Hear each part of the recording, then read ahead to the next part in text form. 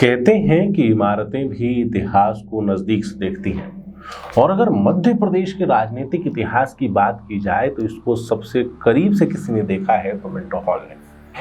वो Minto hall जो 1909 में बनाया गया था लॉर्ड मिंटो के सम्मान में, नवाब खानदान ने उसको बनाया था। लेकिन लॉर्ड मिंटो वहां कभी रह न सके।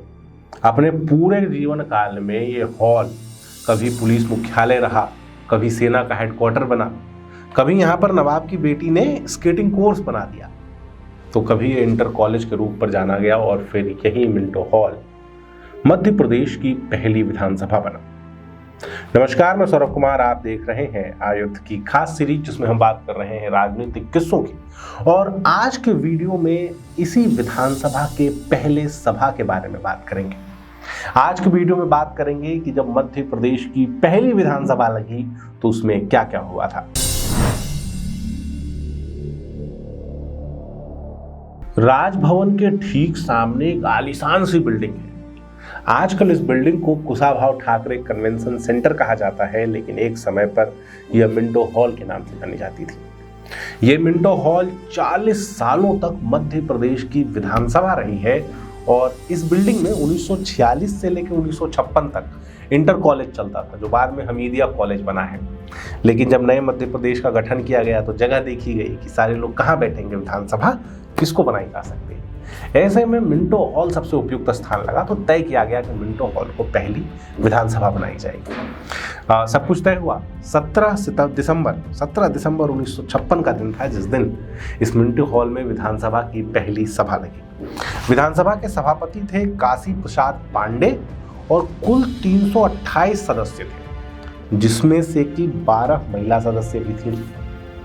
सब लोग आके अपनी कुर्सियों पर बैठ गए। काशी प्रसाद पांडे ऊपर बैठे हुए हैं। शपथ की शुरुआत हुई। सभी सदस्यों को एक एक करके अब शपथ दिलाया जाएगा। सबसे पहले मुख्यमंत्री रविशंकर शुक्ल शपथ लेंगे और उसके बाद एक एक करके बाकी सदस्य शपथ लेंगे।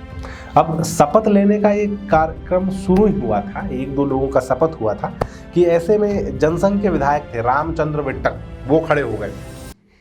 उन्होंने कहा, सभापति महोदय एक बात बताइए कि यहाँ पे जितने लोग हैं ये सब अपनी पुरानी विधानसभा से पहले ही शपथ ले चुके हैं, मध्य भारत से, विंध्य से, महाकौशल से, तो इनको दोबारा शपथ दिलवाने की क्या जरूरत है। संविधान में ऐसा कोई नियम है कि एक ही सदस्य को दो बार शपथ दिलाया जाए।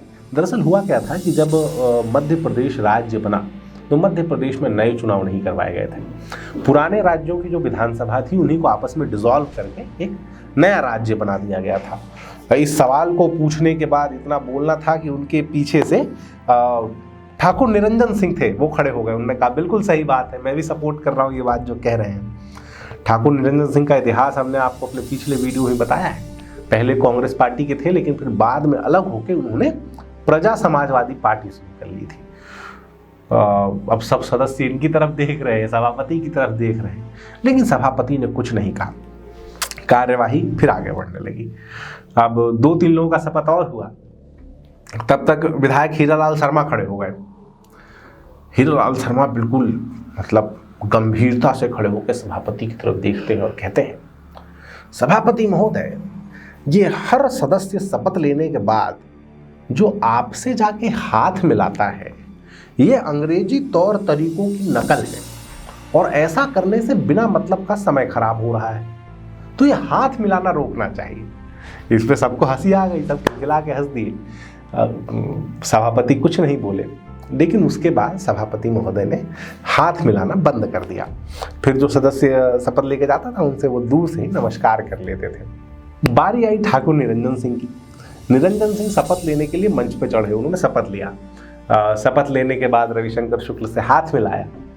फिर वो इस जोक के लिए आपको निरंजन सिंह का पिछला इतिहास पता होना ज़रूरी है, तो आप ज़्यादा अच्छे से कैच कर पाएंगे। अगर अभी तक नहीं देखा है तो हमारा पिछला वीडियो देखिए, उसमें हमने ठाकुर निरंजन सिंह के बारे में विस्तार से बताया है।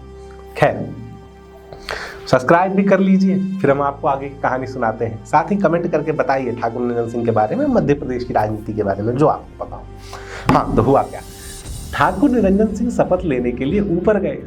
शपथ लेने के बाद सदन के नेता रविशंकर शुक्ल से हाथ मिलाया। फिर निरंजन सिंह मुड़ते हैं सभापति की तरफ और कहते हैं कि सभापति जी, अब मैंने सदन के नेता से हाथ मिला लिया है, आपकी इजाजत हो तो आपसे भी हाथ मिला लें। निरंजन सिंह का इतना कहना और पूरी की पूरी सभा खिलखिला के हंसने लगी। ये विधानसभा कई मायनों में खास थी, ये बैठक कई मायनों में खास थी, क्योंकि उससे पहले भारत का संसदीय इतिहास नहीं था। भारत के लोगों के बारे में कहा जाता था कि ये व्यवस्था को चला नहीं पाएंगे, लोकतंत्र को नहीं चला पाएंगे। लेकिन ऐसे में मध्य प्रदेश की पहली विधानसभा में सर्वसम्मति से पंडित कुंजीलाल दुबे को अध्यक्ष चुना गया था। और पंडित कुंजीलाल दुबे ने जो मानक स्थापित किए अध्यक्षता के मायने में, पंडित कुंजीलाल दुबे ने संसदीय परंपरा में जो नियम स्थापित किए, उन्होंने जो बेंचमार्क स्थापित किया, वो आज तक एक आइडियल के तौर पे माना जाता है। पहली विधानसभा में जब कुंजीलाल दुबे खड़े हुए अपना भाषण पढ़ने के लिए, तो बिल्कुल पॉलिटिकल भाषण नहीं था। वो भाषण मध्य प्रदेश की संस्कृति, मध्य प्रदेश के गौरव, मध्य प्रदेश के इतिहास से जुड़ा हुआ था, क्योंकि उनको ही पता था कि उनके सामने चुनौती बड़ी है। उन्हें अलग अलग राज्यों से आए हुए अलग अलग संस्कृति, भाषा और गौरवशाली इतिहास वाले लोगों को साथ लेकर चलना था।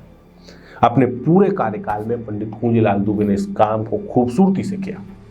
कभी भी वो कांग्रेस की तरफ ज्यादा झुके हुए या जनसंघ से नाराज नजर नहीं आए। एक और किस्से के साथ बात खत्म करूंगा, कहानी खत्म करूंगा। ये किस्सा भी बड़ा हंसी ठिठोली वाला किस्सा है, क्योंकि संसद का माहौल बड़ा गंभीर होता है। ऐसे में थोड़ी हंसी ठिठोली जरूरी है, वरना इंसान बोर हो जाएगा। दरअसल हुआ क्या कि एक विधायक थे गंगा प्रसाद उपाध्याय। गंगा प्रसाद उपाध्याय बोलने के लिए खड़े हुए। बात में रविशंकर शुक्ल को एक सलाह दे डाले। रविशंकर शुक्ल से कहते हैं कि शुक्ल जी, आपकी जो स्थिति है वो वानप्रस्थ वाली स्थिति हो गई है, तो आपको चाहिए कि किसी युवा आदमी को जिम्मेदारी की पहली बैठक में हो रहा है, विधानसभा की पहली बैठक, कहते हैं कि आप किसी युवा को अपनी जिम्मेदारी देके आप वानप्रस्थ की तरफ चले जाइए। अब उनका इतना कहना था कि गुलाब चंद तामोट खड़े हो गए, उन्होंने भूल सुधार प्रस्ताव रख दिया। तो सभापति ने उनसे कहा कि बोलिए। तो कहते हैं कि मैं बिल्कुल सहमत नहीं हूँ। शुक्ल जी की जो उम्र है वो वानप्रस्थ की उम्र नहीं। आप उनकी स्थिति ठीक से देखिए, उनकी तो अभी वो उम्र है जिस उम्र में विश्वामित्र की तपस्या मेनका ने भंग की थी। इतना कहना, पूरा का पूरा सभा हंस रही, सब हंस रहे। इस पूरे दौरान रविशंकर शुक्ल कुछ लिख रहे थे, उनका ध्यान नहीं गया, तो ध्यान सब हंसने लगे तो मुड़े। सभापति से कहते हैं कि क्या हो गया, सब लोग इतना क्यों हंस रहे हैं, इतना क्यों ठिठिला रहे हैं। इतना कहना था, सभापति की जगह गुलाब चंद तामोट खड़े हुए और उन्होंने पूरी की पूरी कहानी दोबारा सुना दी। इस बार रविशंकर शुक्ल भी हंसने लगे। कुछ इस तरह से मध्य प्रदेश की विधानसभा की पहली बैठक खत्म हुई थी, हंसी मुस्कुराहट के साथ खत्म हुई थी। आज राजनीति में जो कटुता दिखाई देती है, वो कटुता उस समय नहीं थी, और शायद इससे बहुत कुछ सीखना चाहिए। अगर आपको कहानी अच्छी लगी और इस तरह की और कहानियां सुनना चाहते हैं तो चैनल सब्सक्राइब कर लीजिए। हम इस तरह के वीडियोस लगातार आपके लिए लेकर आते रहेंगे।